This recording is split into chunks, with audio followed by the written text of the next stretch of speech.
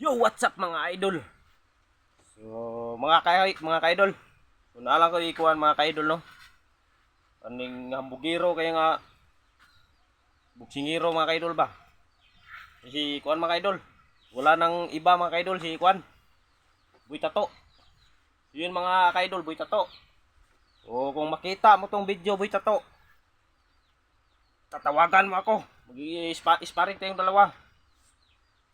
Napakayabang mo na iinis na ako sa social media. Puro ka lang putak. Wala ka naman sinasabi. Umatras ka naman pala kay Idol Julius Amare. O shout out si Idol. Napakahina tong kupal na to. Si Kwan.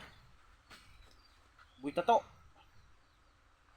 Kapag ako talaga maka-sparring mo Boy Tato, tatanggalin ko yung mga tanggalin ko yung lahat yung mga tato mo.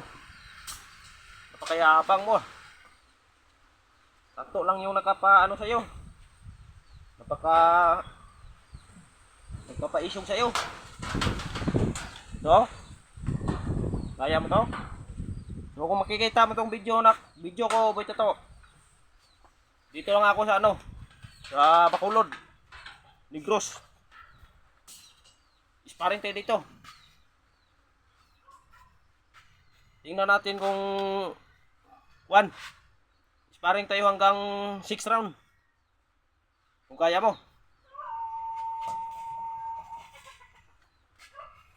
Kasi nakita ko yung laban yun ni Kevin the Great. Sus, napakahina mo Boy Tato. Wala kang power. Wala kang ganun. Wala kang ganun Boy Tato, napakahina mo. Kapag ako talaga makakalaban mo Boy Tato, siguro hindi ka abot ng 1 round. Ganun. Pakitaan talaga kita ng 1 to 3. Mga power talaga mga ka-idol.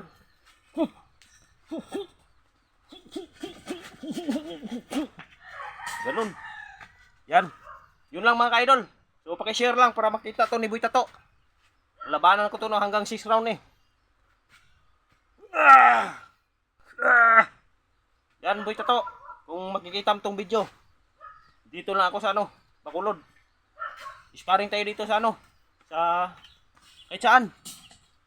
Pwede naman dito sa Lapas para maraming makakita. Ipakaangas mo. Yun lang mga idol. Paki-share lang mga idol para makita to ni Boy Kupal.